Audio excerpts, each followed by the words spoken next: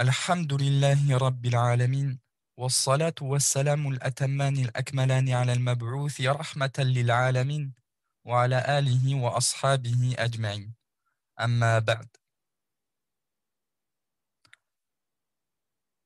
Après avoir terminé ce qui était lié au premier pilier de la foi et ses détails le concernant, on passe bien entendu au deuxième pilier de la foi, la croyance en ses anges. An tu'mina billahi wa malaikatihi. On suit le schéma du hadith de Jibril, alayhi salam, rapporté par Muslim, que tu crois en Allah, en ses anges.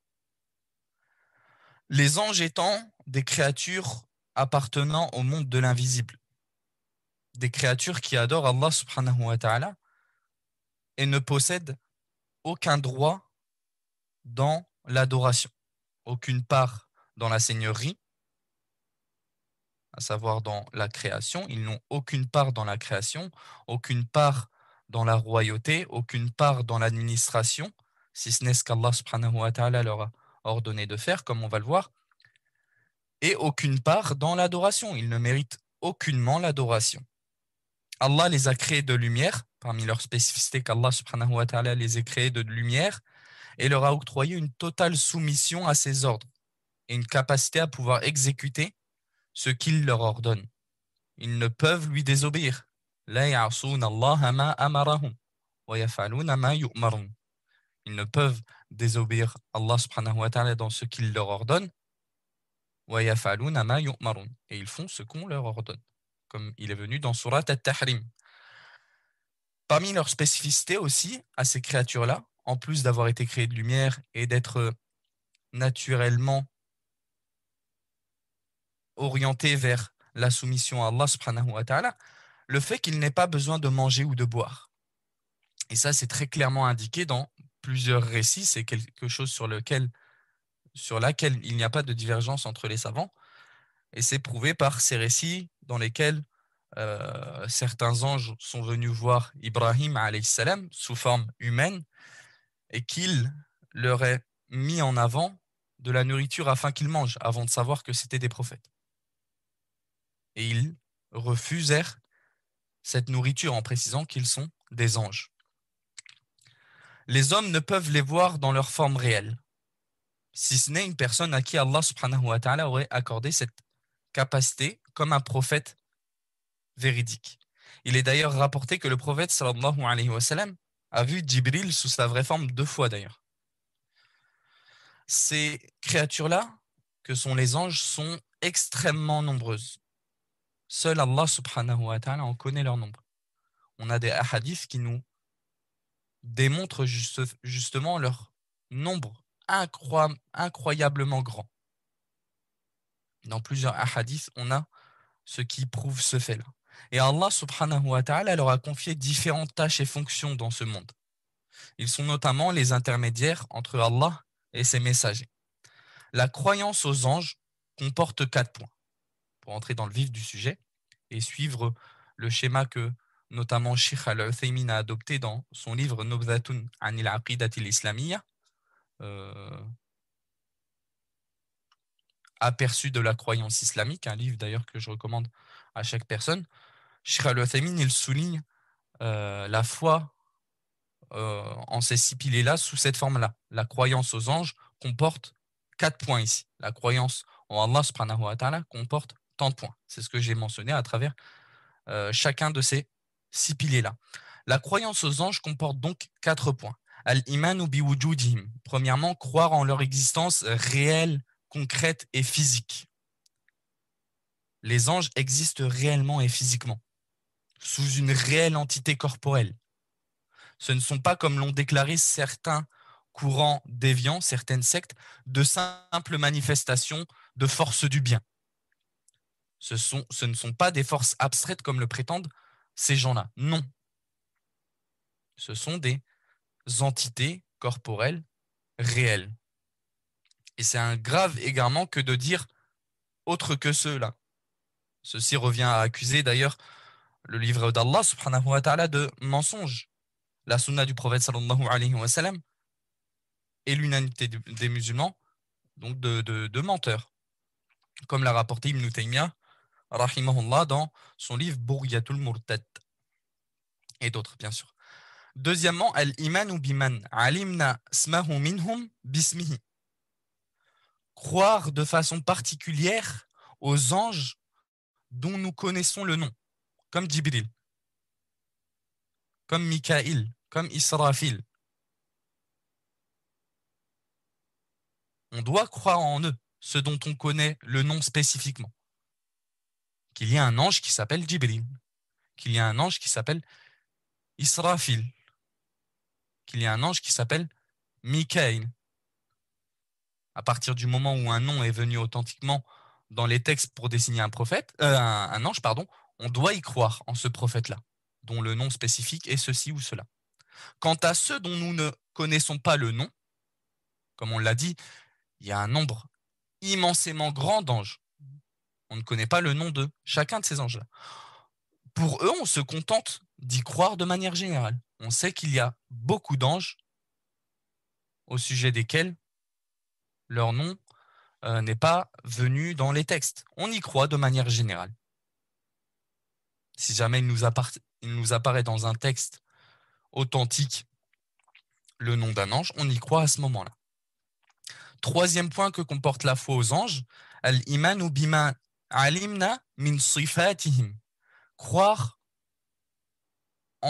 aux caractéristiques qui nous ont été décrites au sujet de ces anges-là. Croire en leurs caractéristiques qui nous ont été décrites.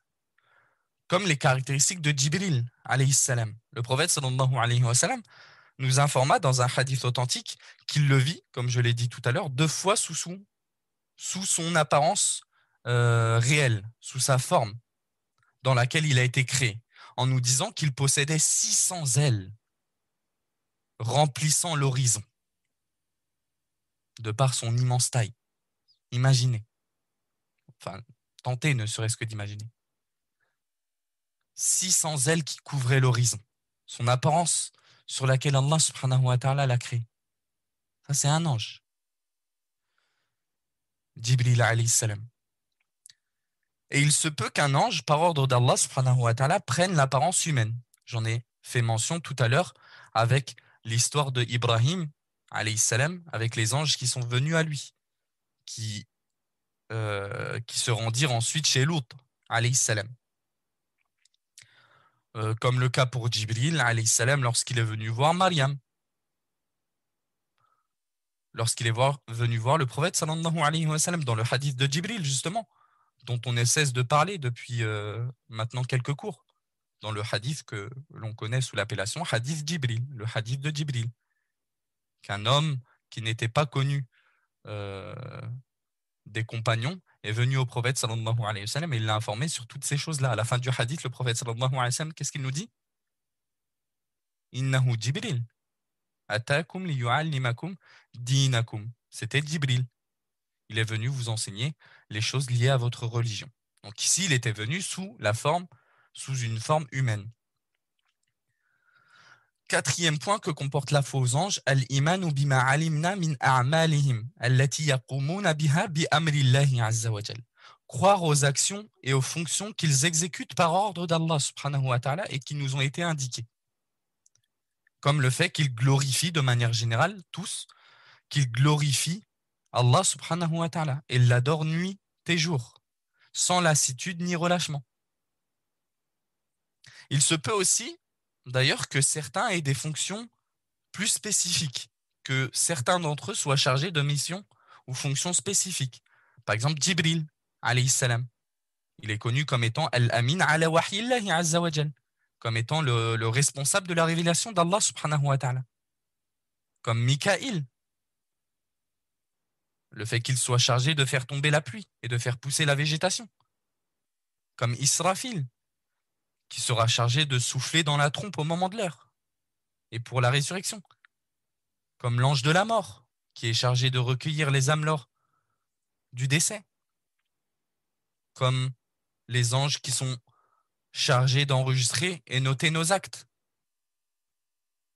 Comme les anges qui seront chargés de questionner le mort une fois dans sa tombe, qui sont chargés de questionner le mort dans sa tombe. Nakir wa Munkar, et d'autres. Et ce pilier-là, on le termine par une notion très importante, hein, que l'on a soulignée au début lors de l'introduction au pilier de la foi. La quantité obligatoire initiale suffisante dans la croyance aux anges, huwa al-imanu bi annahum khalqun min khalqillah wa anna minhum man yanzilu bil wahyi ala al-anbiya'i bi amrillahi azza wa jalla.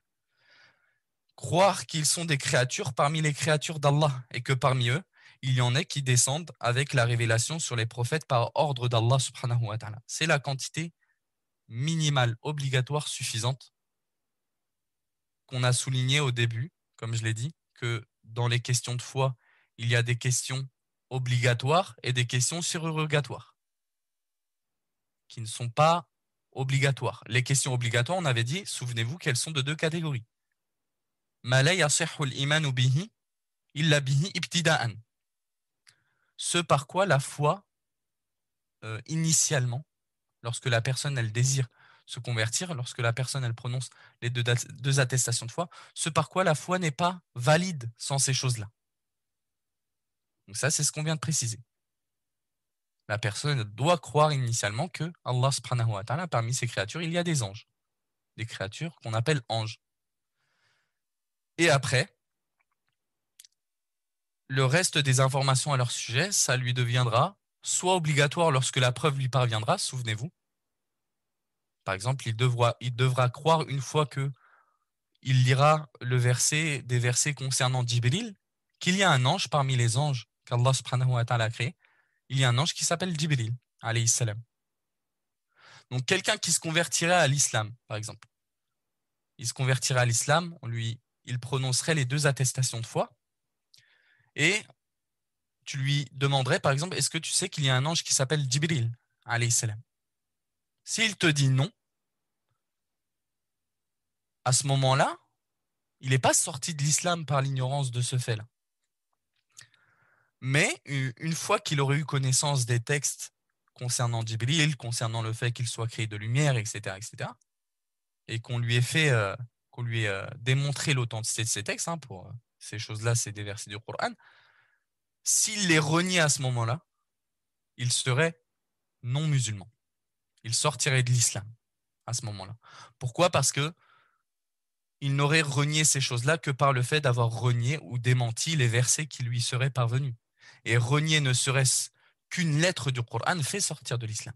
Vous comprenez ces différences-là, ces notions très importantes? Troisième pilier, la foi en ses livres. La foi en ses livres. Wa bi kutubihi.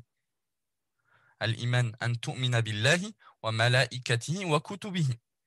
Que tu crois en ses livres.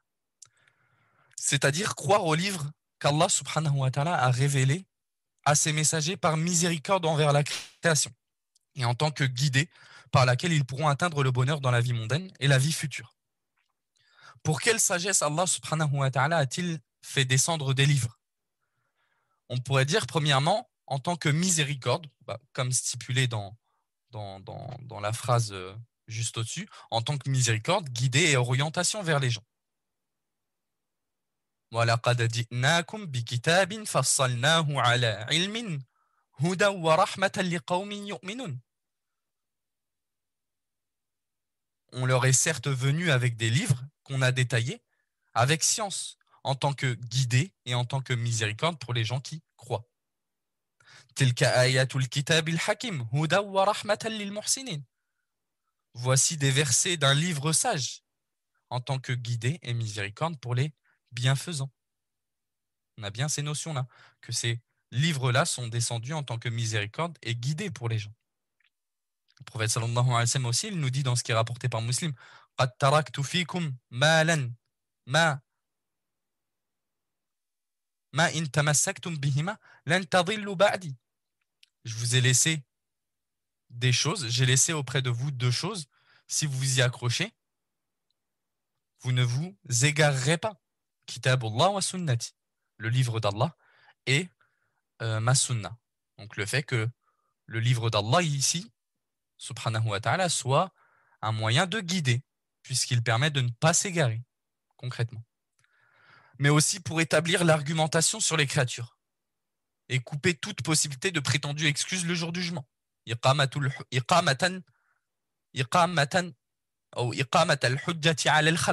En tant que établissement de l'argumentaire sur les créatures, afin qu'il n'ait pas, comme je vous l'ai dit, d'excuses le jour du jugement, pour avoir mécru, pour avoir renié l'existence d'Allah subhanahu wa ta'ala, pour ne pas avoir suivi ces livres-là qu'ils étaient imposés à telle ou telle époque, et maintenant, depuis l'envoi du prophète sallallahu alayhi wa sallam, le Coran. Pour aussi appuyer et renforcer les messagers qu'il a envoyés et prouver leur véracité. Et aussi pour juger avec justice entre les gens lors de leur discorde.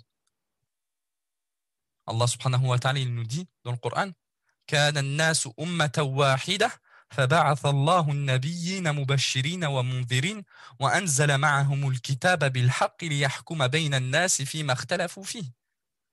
Les gens étaient une seule et même communauté. Allah subhanahu wa ta'ala leur envoya donc des messagers en tant que annonciateurs de bonnes nouvelles et avertisseurs, et il a descendu avec eux des livres en toute vérité, avec la vérité, pour qu'ils jugent entre les gens dans ce dans quoi ils se disputent, dans ce dans quoi ils divergent entre eux.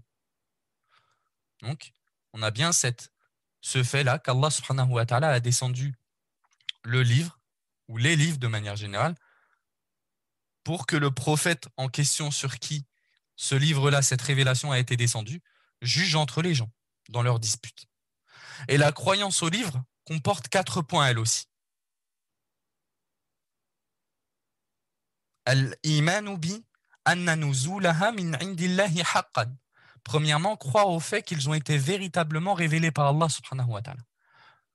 Le croyant doit avoir cette foi ferme que ces livres-là, célestes, ces révélations, elles proviennent vraiment d'Allah subhanahu wa ta'ala.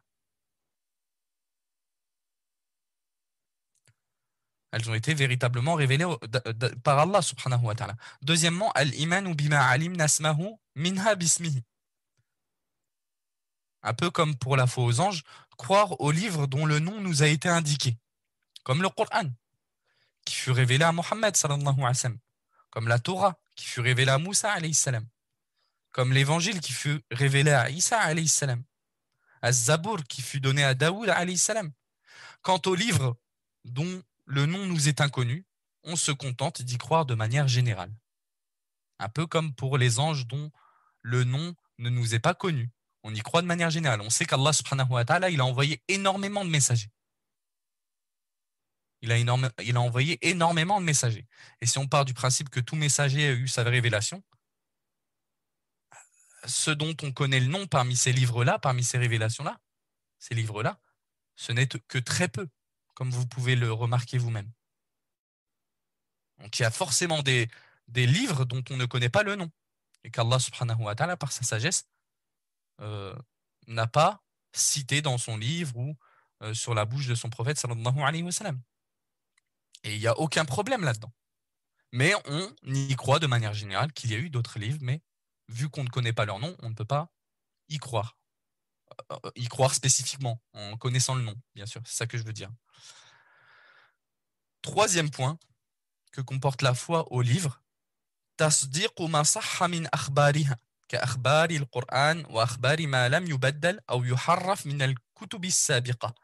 Considérer véridiques les informations qui s'y trouvent, comme celles du Coran, ou celles restées inchangées et non falsifiées dans les livres précédents. Le croyant se doit de considérer véridique toute information présente dans le Coran, comme on l'a dit. Mais croire en une information du Coran fait sortir de l'islam. Comment est-ce imaginable même qu'une personne prétende la foi et croit en certaines informations et rejette certaines alors qu'elles sont explicitement dans le Coran? Est-ce que ce serait imaginable qu'une personne dise « Moi, je crois aux informations qui ont été relatées dans le Coran expliquant le début de la création, mais moi, je ne crois pas au jour dernier. Et malheureusement, ça se trouve. Ça existe. Des gens comme ça qui prétendent l'islam et qui rejettent, par exemple, ce qui est lié au jour de la résurrection. Alors que c'est de manière indénombrable présent dans le Coran, ce genre d'information. Est-ce que c'est imaginable qu'une personne, qu'on valide la foi d'une personne qui ferait ça, après qu'on lui amène les versets dans lesquels Allah subhanahu wa ta'ala, il parle de ce jour?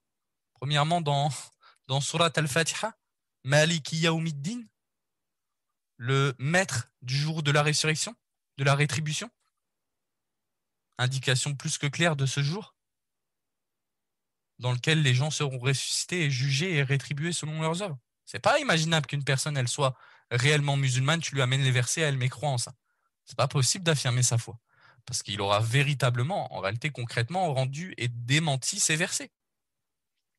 Donc la personne se doit, ça fait très clairement partie de ce qu'implique la foi au livre, que de croire en ce qui est présent dedans. Les considérer véridiques et considérer ce qui est venu authentiquement dedans.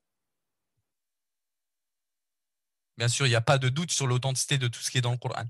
Mais cette expression, elle nous permet de considérer, de renvoyer aussi à ce qui est authentique dans la sunna du prophète sallallahu alayhi wa sallam. Une personne qui rejetterait une information dans la sunna du prophète sallallahu alayhi wa sallam, alors qu'elle est authentiquement parvenue à cette personne-là, serait mécréant par ce rejet-là.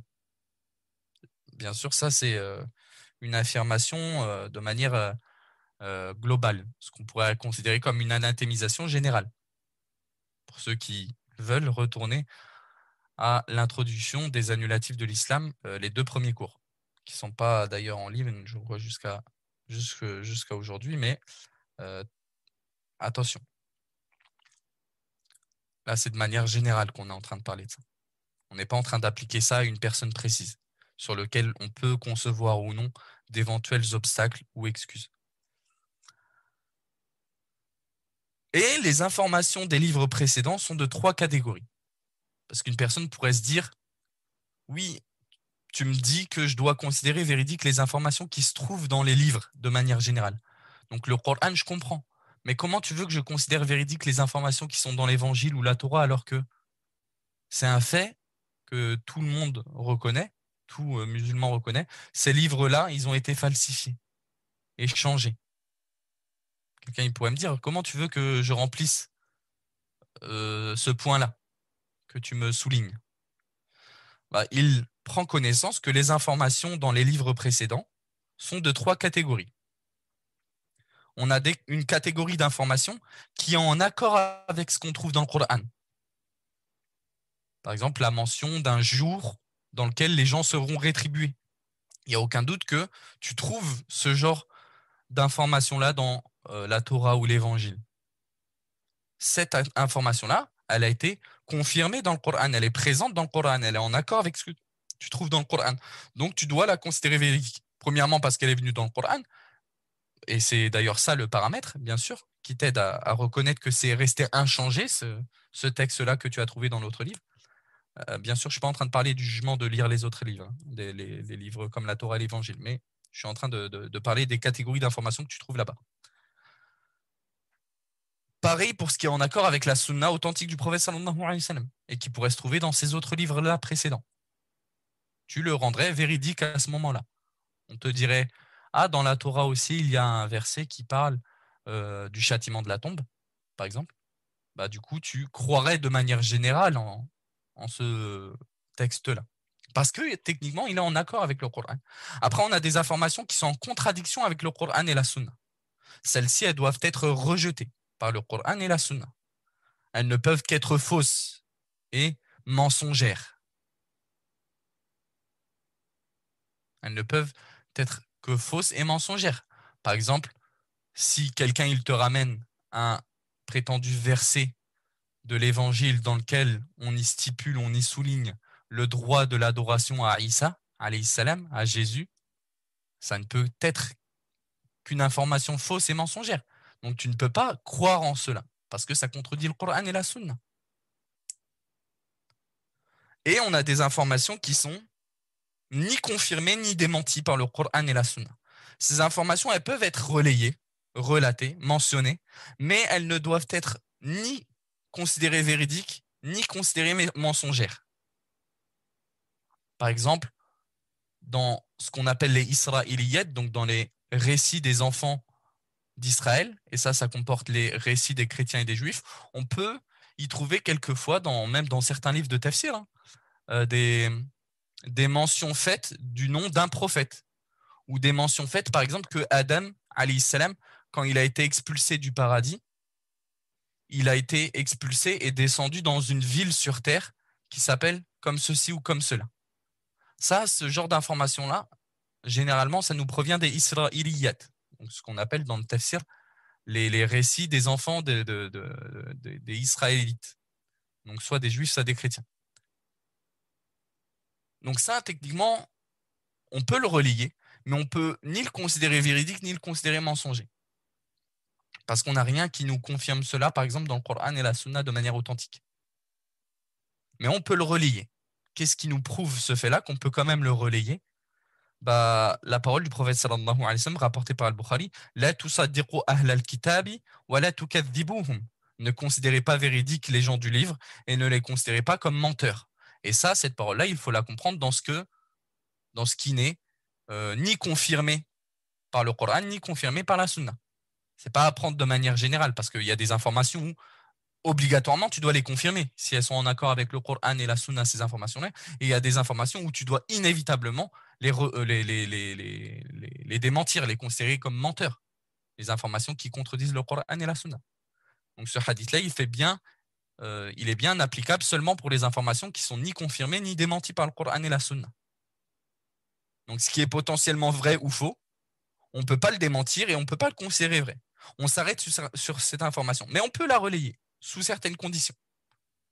L'imam al-Bukhari il rapporte aussi que le prophète sallallahu alayhi wa sallam il a dit Hadithu an bani Israël wala haraj. Rapporter, relayer des enfants d'Israël et nul grief, nul mal dans cela. Et quatrième point que comporte la foi au livre, al-amalu bi ahkami ma lam yunsakh minha wal-rida wat-taslim bihi. Appliquer les lois non abrogées s'y trouvant dans ces livres-là, s'en satisfaire et se soumettre à elles, que l'on en comprenne la sagesse ou non.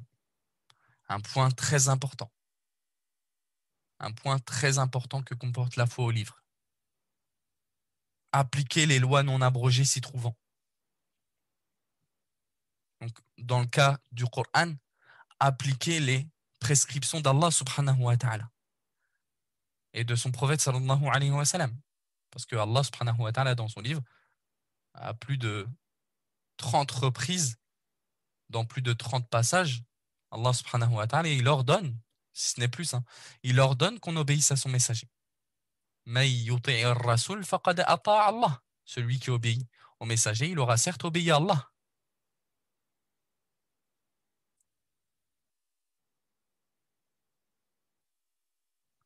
Donc le croyant, il doit mettre en pratique toutes les prescriptions qui sont venues dans le livre d'Allah et dans la sunna du prophète sallallahu alayhi wa sallam. Mais aussi les prescriptions qui seraient trouvées dans les livres précédents à partir du moment où notre religion les approuve ou les confirme. Bon, techniquement, concrètement, ce serait mettre en pratique le Coran ou la sunna dans ces cas-là. Parce qu'il faudrait absolument que ces pratiques-là, ces prescriptions, elles soient déclarées euh, toujours en vigueur dans notre religion. Parce que comme vous le savez, bien sûr que dans toutes les religions, on a un tronc commun qui est lié à l'appel à l'unicité. Tout prophète appelé à l'unicité d'Allah subhanahu wa ta'ala et au rejet de tout ce qui peut être adoré en dehors de lui. Tout prophète, dans chaque livre, on avait ce tronc commun lié à la foi, donc lié à la foi au jour dernier, lié à la foi au destin. Ces choses-là, elles n'ont pas changé d'un prophète à l'autre. Mais les choses qui changeaient d'un livre à l'autre, d'une religion à une autre, d'un messager à l'autre, ce sont ces législations, donc son halal et son haram, concrètement. Ce qui lui est licite et ce qui lui est interdit, ce qui lui est obligatoire et ce qui ne lui est pas, etc., etc.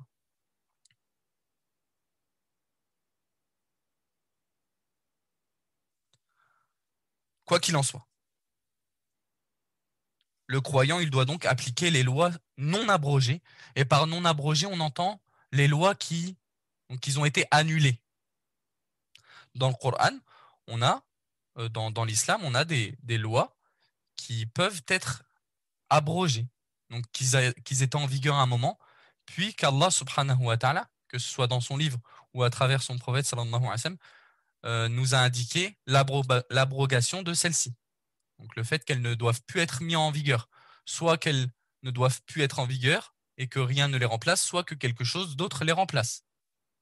Comme, rappelez-vous, on en avait brièvement fait mention lors des piliers de l'islam, le jeûne, le pilier qu'est le jeûne est passé à travers plusieurs étapes. Premièrement, c'était le jeûne de Ashura qui est obligatoire, du jour de Ashura. Puis, l'ordre de Ashura a été abrogé par l'ordre de jeûner le mois de Ramadan complètement. Puis, le jeûne de Ashura donc, a été rendu surrogatoire. Il n'a pas été annulé complètement, mais son statut juridique il a été changé. Il est resté légiféré, mais il est devenu surrogatoire. C'est le mois de Ramadan qui l'a remplacé. Rappelez-vous même, le mois de Ramadan, le jeûne du mois de Ramadan, il a passé aussi plusieurs étapes avant d'être comme on le connaît maintenant. Au début, Allah subhanahu wa ta'ala, il l'avait rendu donc obligatoire, mais la personne, même valide, qui pouvait jeûner, elle avait soit le choix de jeûner, soit le choix de nourrir. Soit le choix de nourrir des pauvres à la place. Et ensuite, cet ordre-là, ou ce commandement-là, il a été abrogé par l'obligation pour le valide de forcément jeûner. De forcément jeûner. Toute personne valide qui est capable de jeûner se doit de jeûner. En sachant que tous les livres précédents sont abrogés par le Coran. Ça, c'est une précision des plus importantes. Il faut savoir que tous les livres précédents sont abrogés par le Coran, au même titre que toutes les religions précédentes sont abrogées par l'islam. وَمَنْ يَبْتَغِ غَيْرَ الْإِسْلَامِ دِينًا فَلَنْ يُقْبَلَ مِنْهُ وَهُوَ فِي الْآخِرَةِ مِنَ الْخَاسِرِينَ. Et celui qui cherche une autre religion que l'islam, alors cela ne sera pas accepté de lui et il sera dans l'au-delà parmi les perdants. Pourquoi cette corrélation elle est faite? Parce que le Coran il représente techniquement une des sources primaires de la législation des musulmans, de l'islam. Donc à partir du moment où leur livre il a été abrogé, que leur religion elle a été abrogée aux nations auparavant, aux religions précédentes, leur livre, bien entendu, pour leur livre, il en est de même. Sauf ce qui a été approuvé par notre religion, comme je l'ai précisé précédemment. Parmi les preuves de ce fait-là, que le Coran il a abrogé tous les livres qui sont venus avant lui, quand bien même ils étaient célestes à l'origine, Allah nous dit, subhanahu wa ta'ala, وَأَنزَلْنَا إِلَيْكَ الْكِتَابَ بِالْحَقِّ مُصَدِّقًا لِمَا بَيْنَ يَدَيْهِ مِنَ الْكِتَابِ وَمُهَيْمِنًا عَلَيْهِ.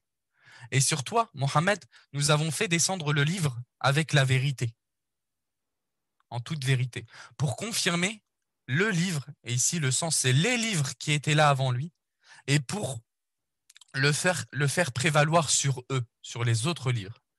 Ibn Taymiyyah, rahimahullah, il nous dit dans son livre Al-Jawab al-Sahih liman baddala din al-Masih, volume 2, page 272, Al-Muhaymin ay al-Shahid. الشاهد المؤتمن الحاكم يشهد بما فيها من الحق وينفي ما حرف فيها ويحكم بإقرار ما أقره الله عز وجل من أحكامها وينسخ ما نسخه الله منها. Al-Muhaymin, donc dans ce verset-là, on nous dit que le livre, il est Muhaymin, le Coran, il est Muhaymin sur les livres avant lui. Qu'est-ce que ça veut dire Muhaymin? Ibn Taymiyyah et d'autres, ils nous précisent que ce terme-là, il veut dire que le Coran, c'est le témoin fiable et sage qui témoigne de ce qui s'y trouve dans ses anciens livres de vrai et qui rejette ce qui a été falsifié.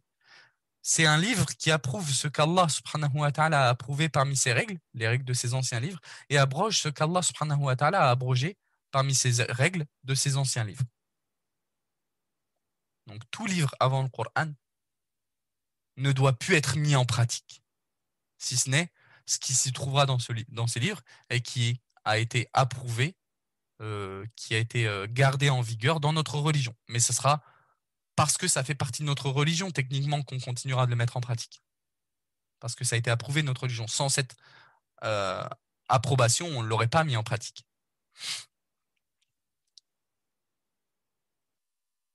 Du coup, ce qu'il faut conclure, c'est qu'il est formellement interdit de mettre en pratique une quelconque loi, une quelconque règle tirée des livres précédents. C'est pas quelqu'un, il lit, par exemple, un verset de l'évangile et qui n'est pas confirmé par le Coran ni la Sunna authentique, qui plus est quand il est contraire au Coran et à la Sunna authentique, et qui vient le mettre en pratique. Non. Sauf si c'est une règle, sauf s'il s'agit d'une règle qui a été approuvée par notre législation et de laquelle, du coup, on peut statuer qu'elle est restée sûrement non falsifiée. Wallahu a'lam.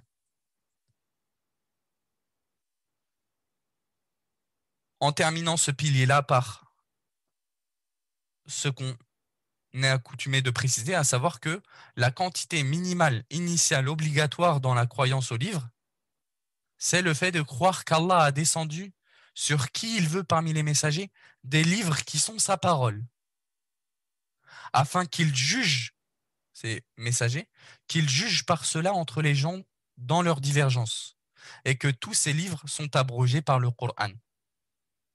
C'est ça la quantité minimale, initiale, obligatoire dans la foi au livre. Et tout ce qui découle, tout ce qui s'ajoute à ces points-là sont soit des connaissances obligatoires, mais qu'ils deviendront lorsque la preuve parviendra à la personne, au moment X, où ça lui parviendra, soit purement surrogatoires, pour certaines connaissances plus approfondies, par exemple. Quatrième pilier, et dernier pilier de ce cours-là, la croyance en ces messagers. C'est le fait de croire fermement qu'Allah subhanahu wa ta'ala a envoyé dans chaque communauté un messager pour les appeler à l'adoration exclusive d'Allah et le rejet de tout ce qui est adoré en dehors de lui. وَلَقَدْ بَعَثْنَا فِي كُلِّ أُمَّةٍ رَسُولًا أَنِ اعْبُدُوا اللَّهَ وَاجْتَنِبُوا الطَّاغُوتَ. Certes, nous avons envoyé dans chaque communauté un messager pour qu'il dise aux gens vers qui il a été envoyé, adorez Allah et écartez-vous de tout ce qui est adoré en dehors de lui. Des messagers qui transmettent au nom de leur Seigneur ce qu'il leur ordonne de transmettre, qui ne sont que des hommes, qui n'ont par conséquent aucun droit à l'adoration et aucune part dans la seigneurie, mais qui doivent être obéis dans ce qu'ils transmettent au nom de leur Seigneur. On doit obéir à ces messagers-là. On ne doit ni exagérer dans un sens au point de leur accorder des choses spécifiques à Allah, subhanahu wa ta'ala, à savoir des droits dans la seigneurie, des droits dans l'adoration, comme le font certains, malheureusement. Certaines personnes s'affiliant même à l'islam, malheureusement. Ni pour autant tomber dans un autre extrême qui est ne pas leur obéir. Non. On se doit d'être dans un juste milieu à ce sujet-là, à savoir affirmer qu'ils n'ont aucun droit dans l'adoration, que ce sont purement des hommes, mais qu'ils doivent être obéis, parce que ce sont des messagers. Ils transmettent au nom de leur Seigneur. Comme on l'a dit tout à l'heure, celui qui obéit au messager, il aura certes obéi à Allah. Pourquoi? Parce que ces gens-là, ils ne parlent pas par passion quand il s'agit de la religion. Comme Allah subhanahu wa ta'ala nous dit dans Surat An-Najm, certes, il ne parle pas par passion, mais c'est plutôt une révélation qui lui a été révélée. Et l'accès au paradis, pour le musulman, ne sera possible que par le suivi du prophète sallallahu alayhi wa sallam et son obéissance. C'est pour ça que le prophète sallallahu alayhi wa sallam, il nous dit dans ce qui est rapporté dans les deux recueils authentiques, Kullu ummati yadkhulul jannah, tadkhulul jannah illa man aba. Toute ma communauté rentrera au paradis sauf celui qui s'y refuse. Sauf celui qui refuse d'y entrer. Qu'est-ce qu'ils ont dit, les compagnons du prophète sallallahu alayhi wa sallam? Ils ont été étonnés, ils ont dit Wa man ya'ba, ya Rasulallah. Et qui peut refuser d'entrer au paradis au messager d'Allah? Qu'est-ce qu'il a dit le prophète sallallahu alayhi wa sallam? Man ata'ani dakhala al-jannah wa man asani faqad aba. Celui qui m'obéira rentrera au paradis, et celui qui me désobéira, c'est qu'il aura refusé d'y entrer. Subhanallah, quelle éloquence de la part du prophète sallallahu alayhi wa sallam. Quelle éloquence, subhanallah, quel hadith des plus éloquents. Celui qui désobéira au prophète sallallahu alayhi wa sallam, refusera de lui obéir, c'est qu'il aura refusé d'entrer au paradis. Donc il ne rentrera pas au paradis. Qu'Allah subhanahu wa ta'ala nous accorde le paradis.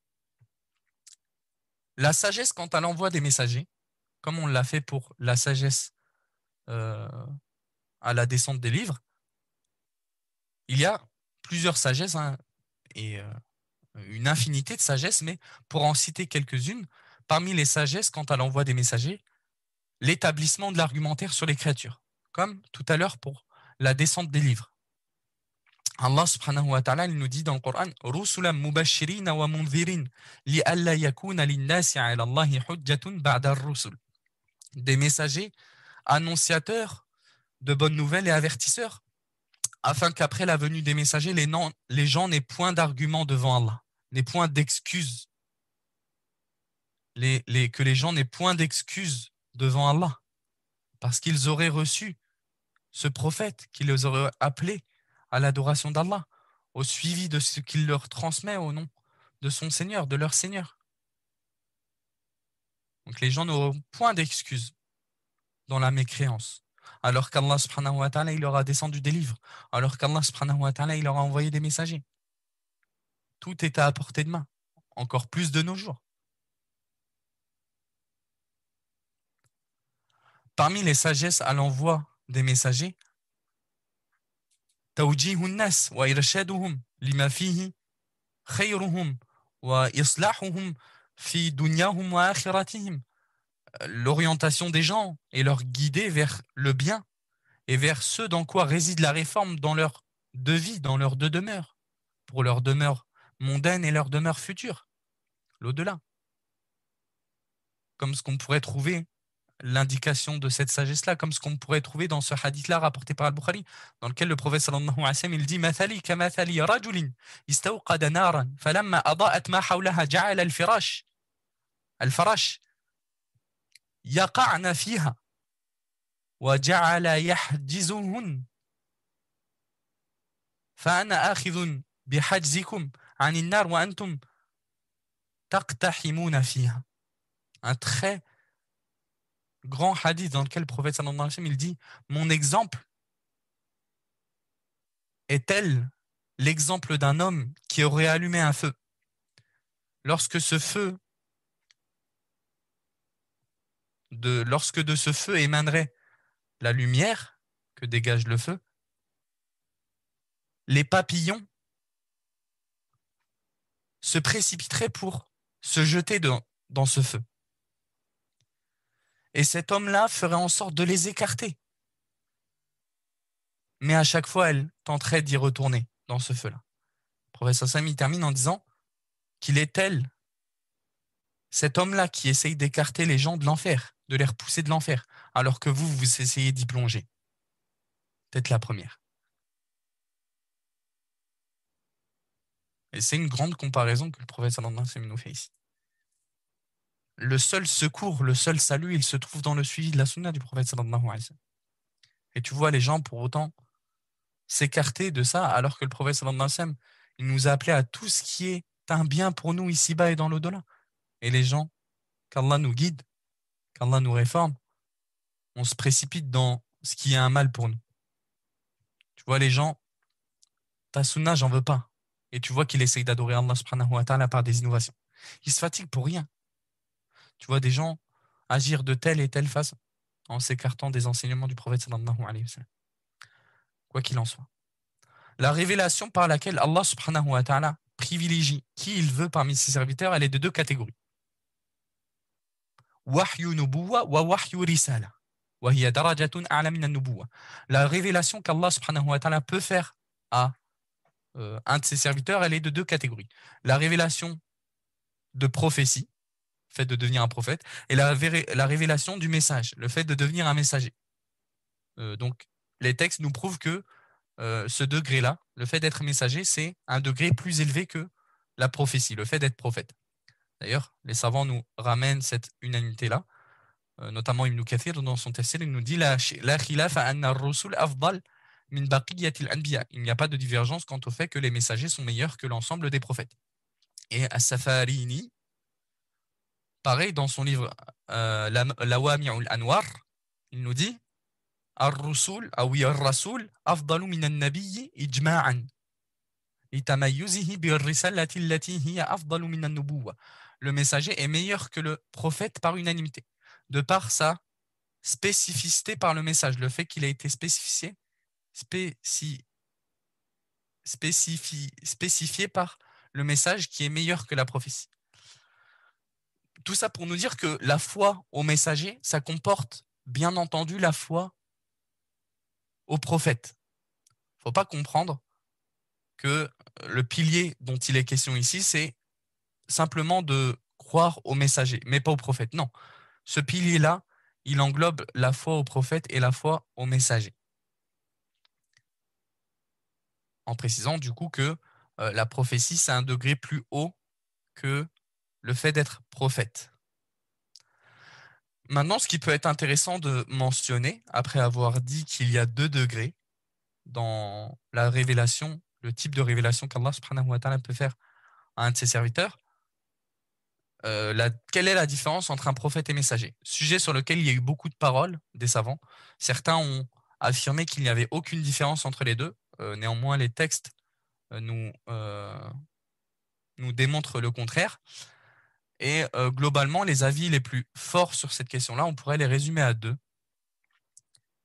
Le premier avis, il y en a d'autres, hein, bien entendu, mais le premier avis, ce serait de dire que Ar-Rasul man bu'itha li qawmin mukhalifin wa an-nabiyyu man bu'itha li qawmin muwafiqin. Le premier avis serait de dire que le messager, c'est celui qui a envoyé un peuple en désaccord avec le message qui est transmis. Alors que le prophète serait envoyé à un peuple en accord avec le message. Techniquement, le messager serait envoyé à un peuple de mécréants, de gens qui mécroient au message, qui adorent autre qu'Allah subhanahu wa ta'ala. Alors que le messager serait envoyé à un peuple qui croit en Allah, mais peut s'être égaré ou tout simplement Allah subhanahu wa ta'ala euh, veut rappeler en envoyant un autre messager, comme ce qu'on peut trouver pour Banu Israël, les enfants d'Israël. On voit que leur messager, c'est Moussa, alayhi salam, mais on voit qu'ils ont eu beaucoup et beaucoup de prophètes qui ont suivi donc la législation de Moussa, alayhi salam, et donc ils étaient envoyés auprès de Banu Israël, des gens qui étaient restés sur la religion de Moussa, alayhi salam. Donc ce n'était pas un peuple contrevenant, un peuple qui s'opposait au message de ce prophète-là.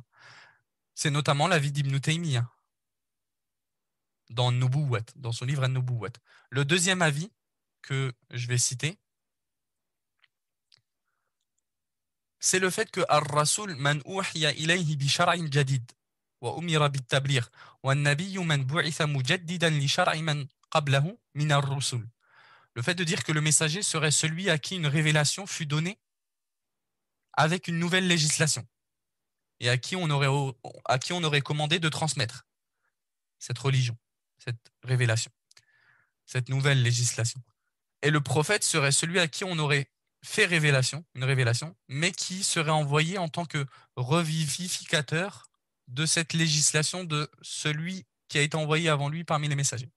C'est notamment la parole de Nasafi dans son tafsir, Ash-Shinqiti, et du Cheikh Abd al-Razaq Afifi. Donc une très grande divergence entre les savants à ce sujet-là, et les deux avis les plus forts, wallahu a'lam, pourraient être ceux-ci. Quoi qu'il en soit, le premier des messagers, c'est Nuh, alayhi salam.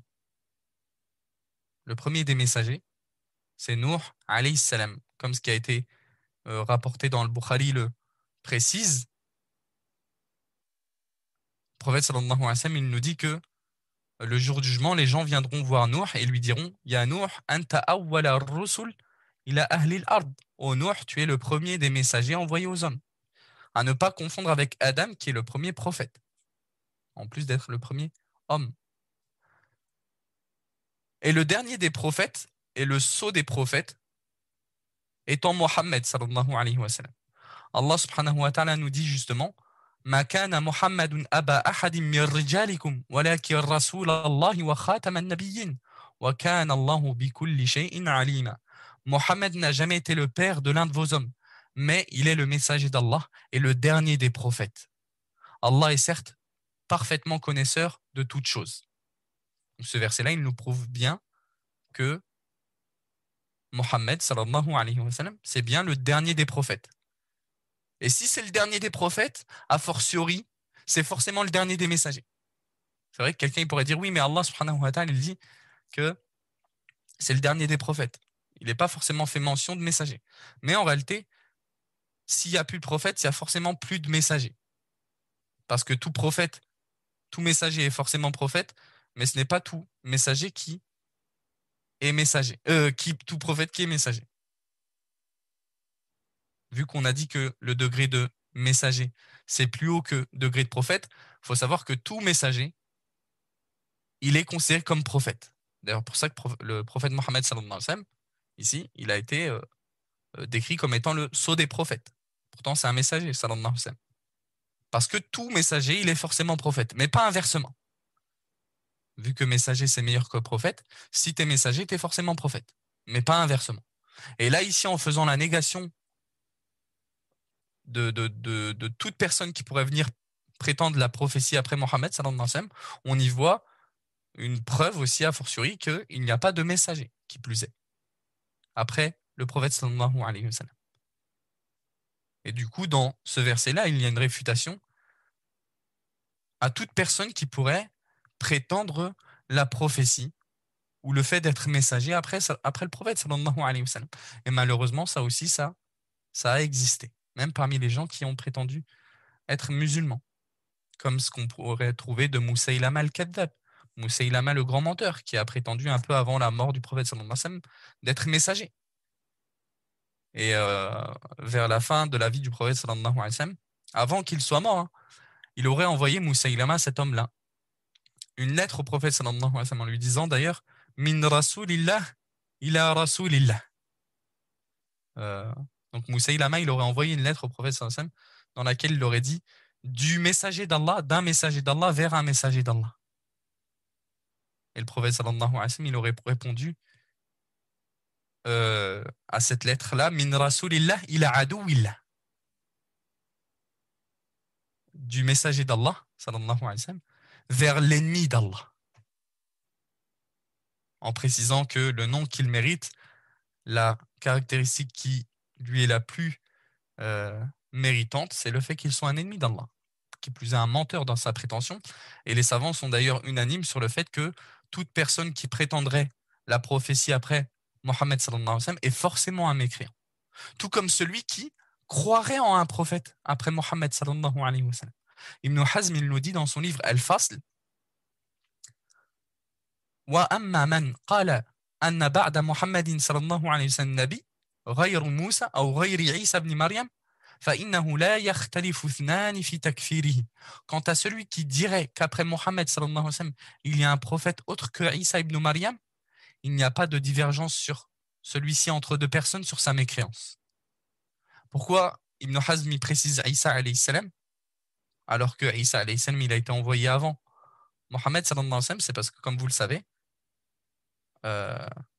Isa alayhi salam, il n'a pas été tué. Il a été élevé vers son Seigneur. Et vers la fin des temps, Allah subhanahu wa ta'ala, il le fera redescendre pour accompagner les musulmans, pour tuer le Dajjal et gouverner les musulmans. D'ailleurs, il sera musulman à ce moment-là. Et du coup, c'est pour ça qu'il faut comprendre la parole de Ibn Hazm dans ce sens-là, bien évidemment. Mais toute personne qui prétend qu'après Mohammed, sallallahu alayhi wa sallam, en soi, il y a eu un prophète, personne ne diverge sur sa mécréance. Et Al-Qadi Iyad rapporte aussi cette unanimité dans son livre Ash-Shifa, Mala'ul Qari, de même dans son explication de l'Fiqh al-Akbar.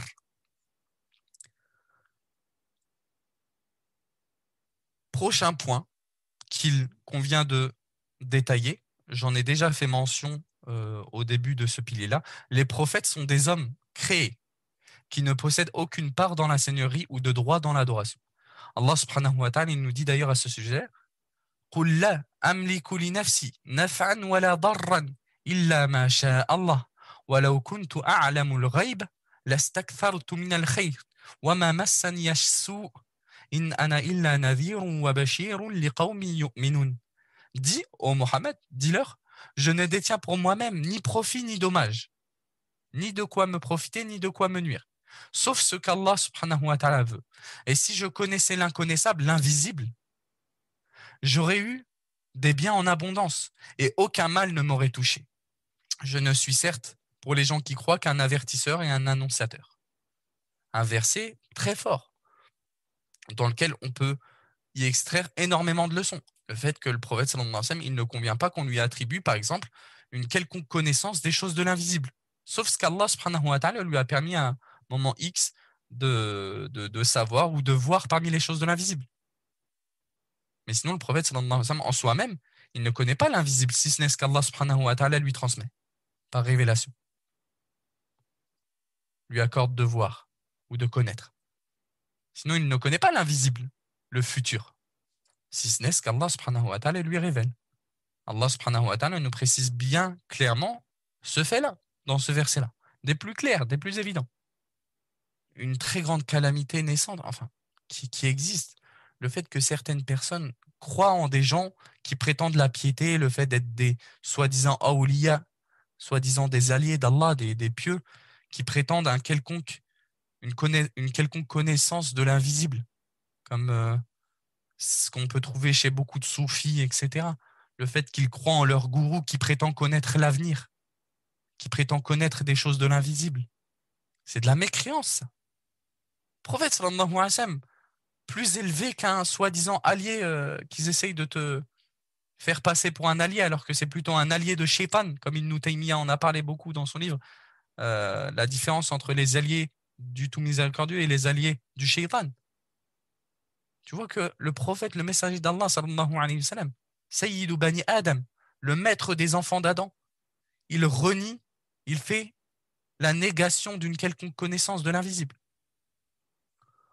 Quoi qu'il en soit, ce n'est pas forcément ce qu'on cherchait à justifier par rapport à ce verset-là, c'est surtout qu'il est fait mention que le prophète sallallahu alayhi wa sallam a été ordonné de dire que c'est bien un homme. Il n'est qu'un avertisseur et un annonciateur. Il ne connaît pas la science de l'invisible. Il n'a pas de quoi s'octroyer ce qui lui est profitable ou écarter de sa personne le mal, si ce n'est ce qu'Allah subhanahu wa ta'ala veut. Et celui qui mérite l'adoration, c'est celui entre les mains duquel il y a ce qui est profitable et ce qui permet d'écarter le blâmable. C'est celui-ci qui mérite l'adoration. C'est celui-ci qui mérite l'adoration, celui qui est parfait dans sa seigneurie, celui qui détient la seigneurie, à savoir Allah subhanahu wa ta'ala,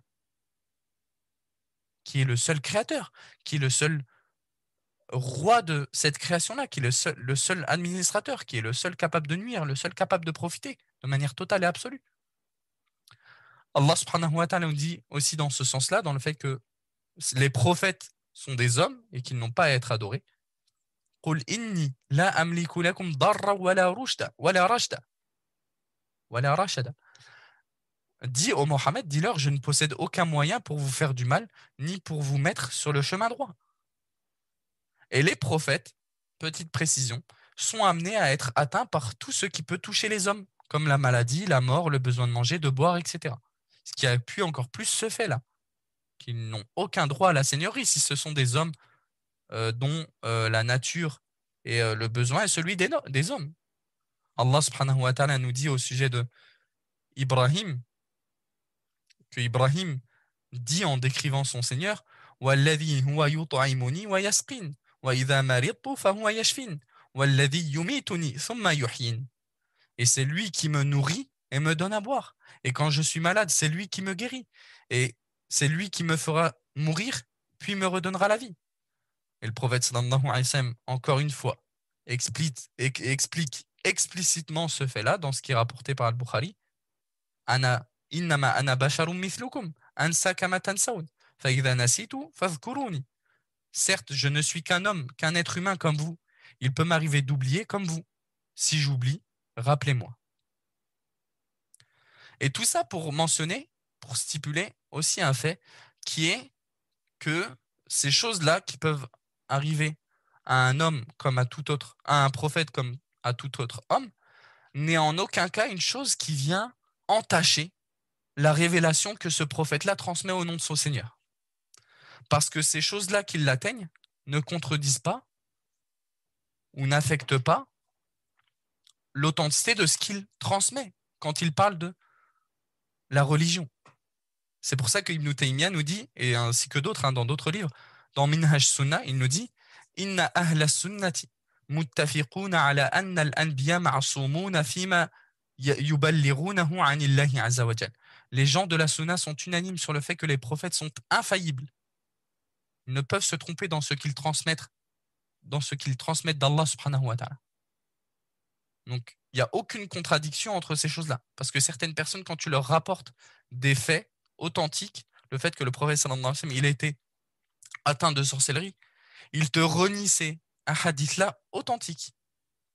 Parce qu'ils disent que ça peut entacher son infaillibilité dans la révélation, dans la transmission. Rien à voir. Rien à voir. Allah subhanahu wa ta'ala, en ce qui concerne la transmission de la religion, il les rend infaillibles. Mais il se peut qu'il soit touché par l'oubli dans certaines questions. Tout comme le prophète sallallahu alayhi wa sallam, il est arrivé dans une prière qu'il a fait le taslim au bout de 2 unités de prière. Et qu'un compagnon est venu le voir, il lui a dit est-ce qu'elles ont été raccourcies ces prières-là ou t'as oublié? Et il s'avère que le prophète sallallahu alayhi wa sallam, il avait oublié. Mais ça n'entache en rien la révélation d'Allah subhanahu wa ta'ala, qu'il les charge de transmettre. La croyance au prophète comporte 4 éléments. Al-imanu bi anna risalatahum haqqun min indillahi azza wa jal. Croire que leur message provient véritablement d'Allah subhanahu wa ta'ala. Celui donc qui renie le message d'un seul d'entre eux et renie un seul messager, il les aura tous reniés. Comme Allah subhanahu wa ta'ala nous dit Kaddabat qawmu Nuhin il-mursalin.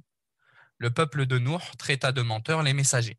Et souvenez-vous, la très grande leçon qu'on avait extrait de la formulation ou la structure de ce verset-là, de cette parole d'Allah subhanahu wa ta'ala. Dans un autre verset, وَقَوْمَ نُوحٍ لَمَّا كَذَّبُوا الرُّسُلَ أَغْرَقْنَاهُمْ وَجَعَلْنَاهُمْ لِلنَّاسِ آيَةً. Et le peuple de Nuh, quand ils eurent démenti les messagers, attention, nous les noyâmes et en fîmes pour les gens un signe d'avertissement. Rappelez-vous, on avait dit que ici, dans ces versets-là, Allah subhanahu wa ta'ala, il nous dit que le peuple de Nuh a renié les messagers, de manière générale, tous les messagers. Alors qu'à ce moment-là, Nuh, comme on l'a précisé plus haut, Nuh, c'est le premier messager. Comment on peut dire qu'ils ont renié tous les messagers alors qu'à ce moment-là, il n'y en a eu qu'un qui a été envoyé?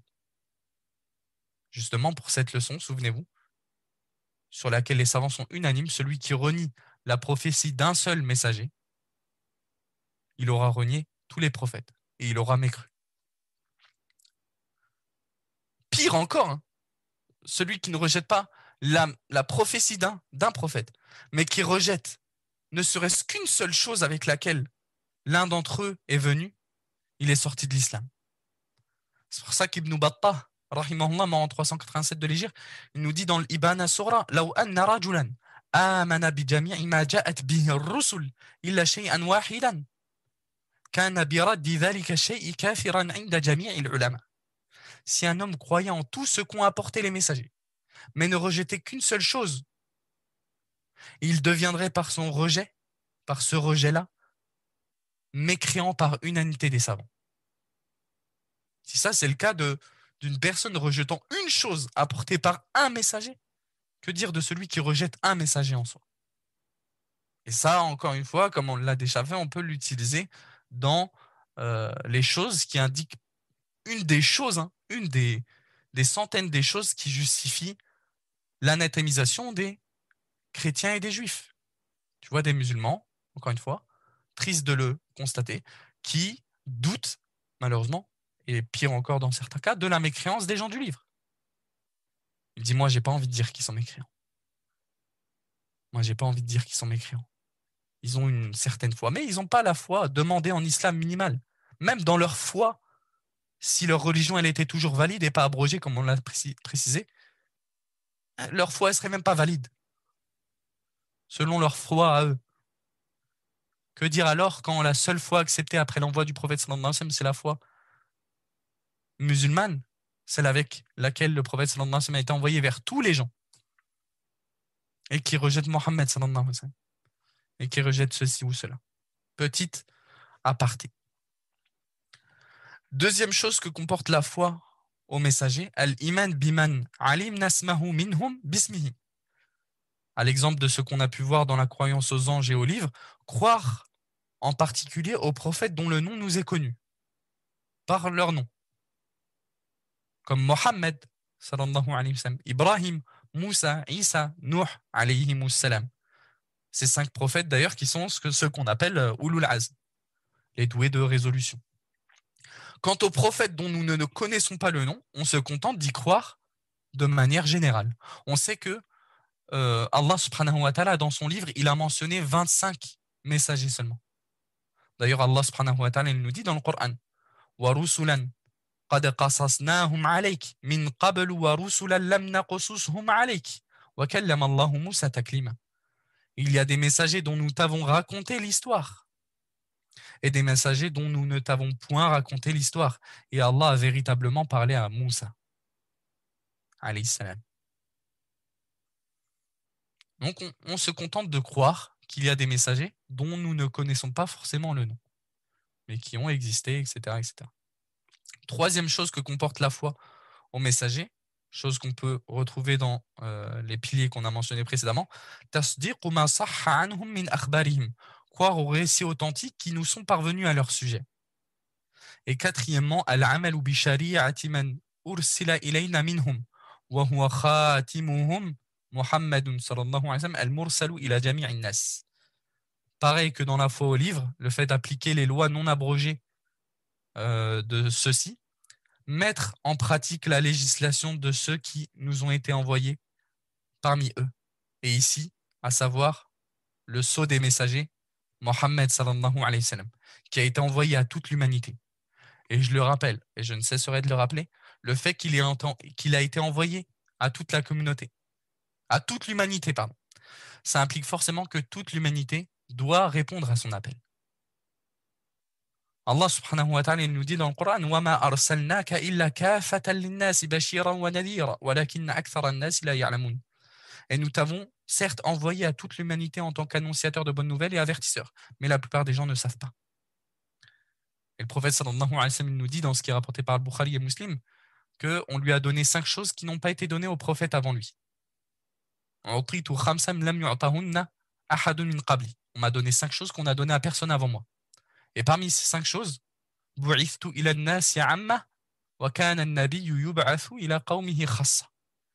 on m'a envoyé à tout le monde, toute l'humanité. Alors que, avant, l'envoyé, il était envoyé à son peuple, précisément. C'est son peuple, à lui, ils étaient concernés par la réponse à cet envoyé-là, par le fait de devoir lui répondre et le suivre. Mais pas forcément les gens qui ne faisaient pas partie de son peuple. Par exemple, les Moussa, il a été envoyé aux enfants d'Israël. Il a été envoyé à un peuple précis. C'est pour ça d'ailleurs que le Khadir, dans le récit de la sourate Al-Kahf, il ne suivait pas forcément sa religion, parce que ce n'était pas forcément ce qui lui était commandé. Parce qu'il ne faisait pas forcément partie des gens qui étaient concernés par devoir répondre et suivre Moussa alayhi salam. Alors qu'à partir de l'envoi du prophète sallallahu alayhi wa sallam à toute l'humanité, il n'est permis à personne de se soustraire à son obéissance et au suivi de sa religion. Et rappelez-vous dans les annulatifs de l'islam, l'annulatif numéro 9, parmi les annulatifs de l'islam, pensez qu'une personne peut se soustraire au suivi de la religion, au suivi de Mohammed sallallahu alayhi wa sallam, après qu'il ait été envoyé à tous les gens. Il est sorti de l'islam. Celui qui pense qu'une personne peut ne pas suivre l'islam. Après l'envoi de Mohammed sallallahu alayhi wa sallam, il est sorti de l'islam. Il n'y a aucune divergence à ce sujet-là. Et on termine ce cours-là par la quantité minimale obligatoire initiale suffisante dans la croyance aux messagers, croire qu'Allah a envoyé aux gens des messagers parmi eux, afin qu'ils ordonnent d'adorer Allah et de l'unifier, et que le sceau, à savoir le dernier des prophètes, est Mohammed sallallahu alayhi wa sallam.